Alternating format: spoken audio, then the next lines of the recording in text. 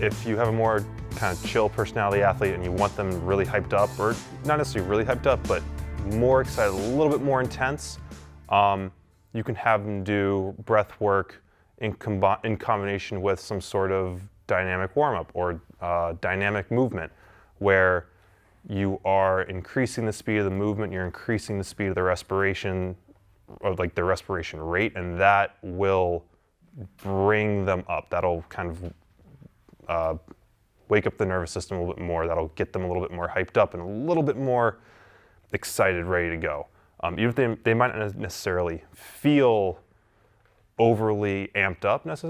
but the body's going to respond in a way that would mimic someone who's like getting really hyped up. The opposite would be for someone who is too mellow, or they're like, they need to get fired up, but like they just haven't really gotten to that point yet, would be similar to what I kind of mentioned before, where you'd be doing some kind of like dynamic movement in conjunction with the breathing, but you'd want to, instead of having that sort of 4-second inhale, 4-second exhale,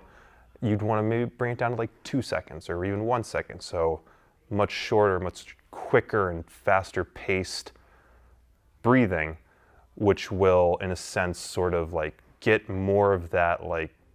that response from the body of like, need to like fight right now. Like this is a bit more amped up, a bit more adrenaline pumping, and really getting everything like tightened up and ready to go. And for depending on the athlete, one is going to work better than the other, and there will even be instances where an athlete who is too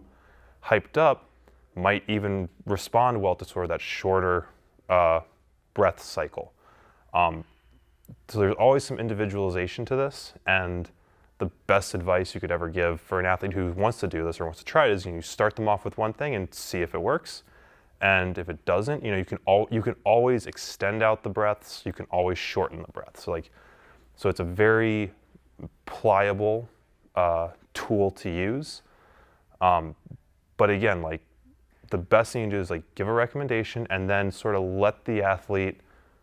play with it, see what works for them, and generally, like if they find something that works, they will stick with it,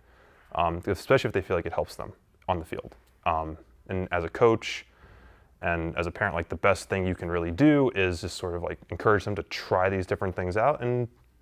see what happens. Like the worst thing is like you spent 30 seconds trying something that didn't work, and you don't have to ever do it again. So yeah, that's kind of the best advice in terms of actual very simple techniques to implement on the field, whether it be in practice, in a game,